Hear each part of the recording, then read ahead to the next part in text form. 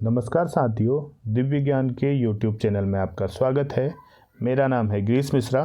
दोस्तों, आपके बहुत से कमेंट आ रहे थे कि LT भर्ती परीक्षा और लेक्चरर भर्ती परीक्षा को लेकर कि आखिर LT भर्ती परीक्षा कब आ रही है और लेक्चरर भर्ती परीक्षा कब आ रही है। तो दोस्तों, जैसा कि मैंने आपको अपनी पुरानी वीडियो में भी बताया है कि यूके ट्रिपल एस सी, सबसे पहले बात करते हैं यूके ट्रिपल एस सी। जो यूके ट्रिपल एस सी के अध्यक्ष हैं मर्तोलिया जी, उन्होंने कहा है कि जो LT भर्ती परीक्षा है 10 मार्च को ही होगी। जो प्रस्तावित डेट है 10 मार्च, उसी डेट पर होनी है। इसका मतलब ये है कि जो जल्द ही आपके LT भर्ती परीक्षा के फॉर्म आने वाले हैं, क्योंकि आपको पता है अभी 10 मार्च होने में अभी दिसंबर का महीना ये चल रहा है, स्टार्टिंग है।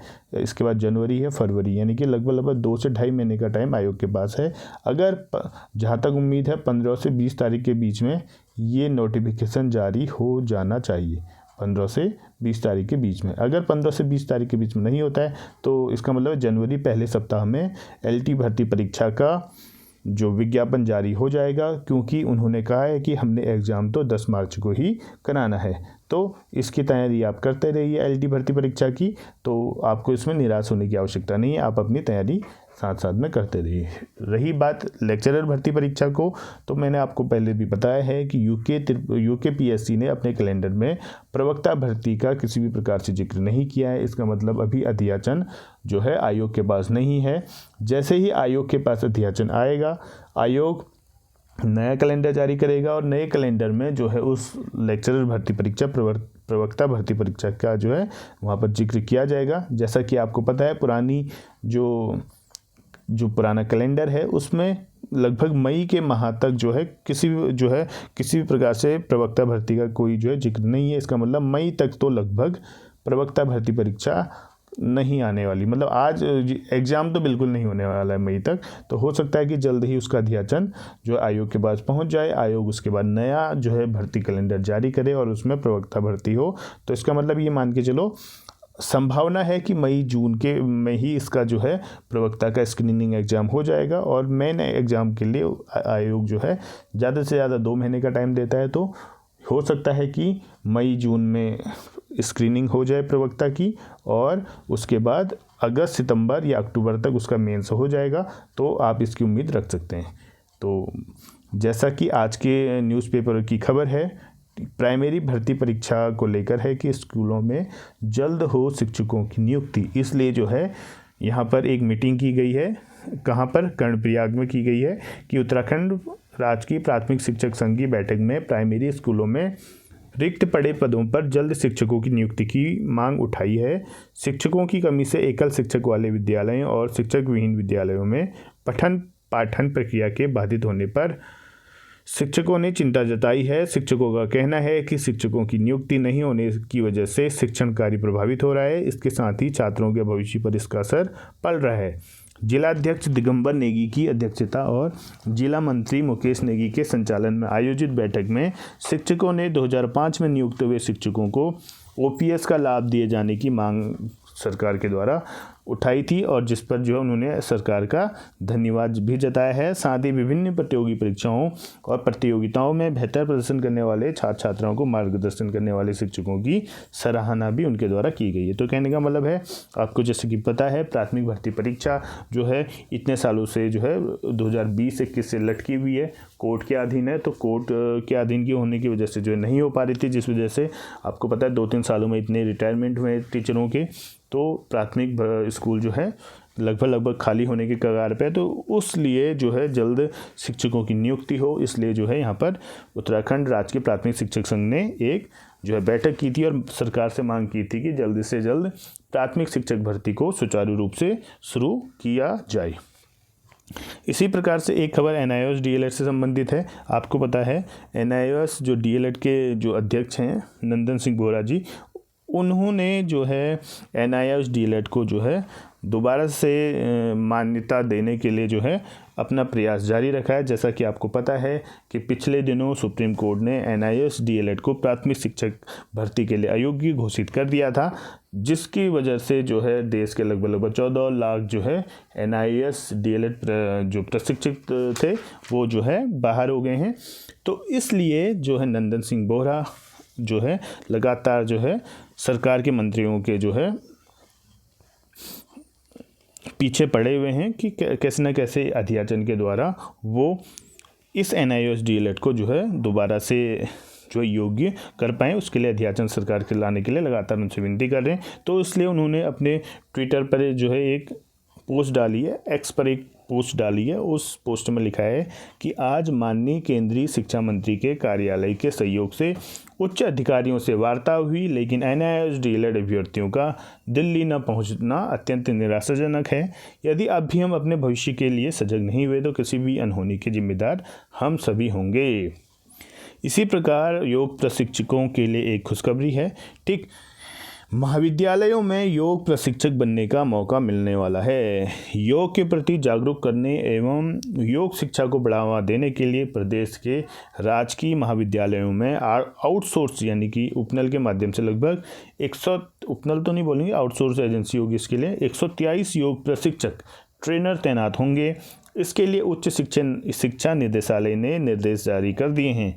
उत्तराखंड राज्य में हरिद्वार, देहरादून, अल्मोड़ा, चंपावत, उधमसिंह नगर, पिथौरागढ़, पौड़ी गढ़वाल, टिहरी गढ़वाल आदि जिलों में शहरों में 119 डिग्री कॉलेज हैं। उच्च शिक्षा निदेशक डॉक्टर CD सुंठा ने आदेश जारी कर कहा कि उत्तराखंड में योग के प्रचार प्रसार संवर्धन सहित राजकीय महाविद्यालयों में 123 योग प्रशिक्षक आउटसोर्स के माध्यम से रखे गए हैं, जिसकी जो है मंजूरी जो है विभाग द्वारा दे दी गई है। उन्होंने कहा कि योग प्रशिक्षक शिक्षकों, कर्मचारियों, छात्र छात्राओं और जनता को नियमित योगाभ्यास के लिए जो है उनको प्रेरित भी करेंगे। तो एक अच्छी खबर है योग प्रशिक्षकों को का जो है डिग्री कॉलेज में योग ट्रेनर बनने के लिए।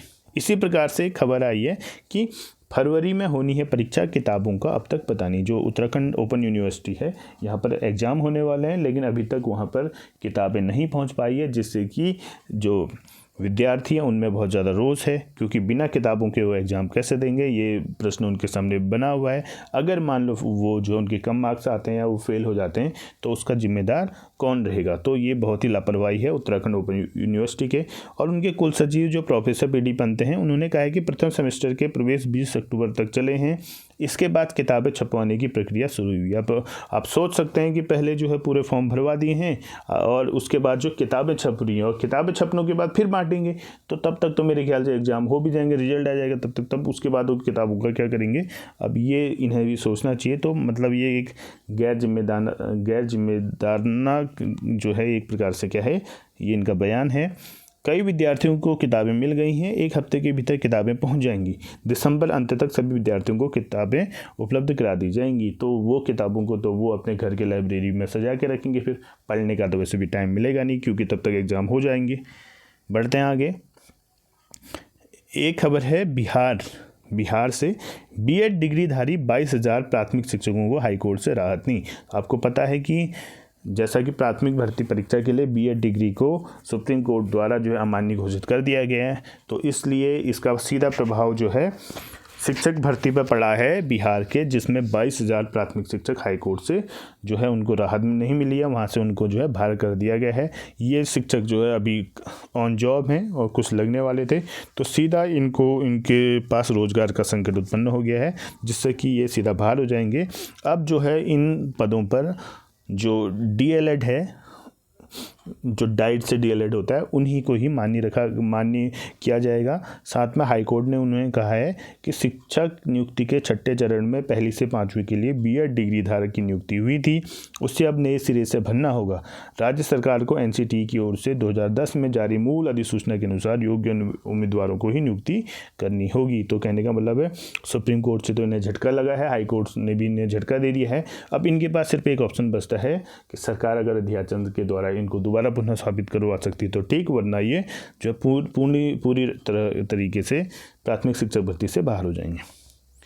सवालों में शिक्षा व्यवस्था का ढांचा, राजकीय इंटर कॉलेज में प्रवक्ताओं के 276 पद रिक्त। तो ये खबर है बागेश्वर की, कि बागेश्वर जो डिस्ट्रिक्ट में है जो है सिर्फ प्रवक्ता के ही इसमें 276 पद रिक्त हैं।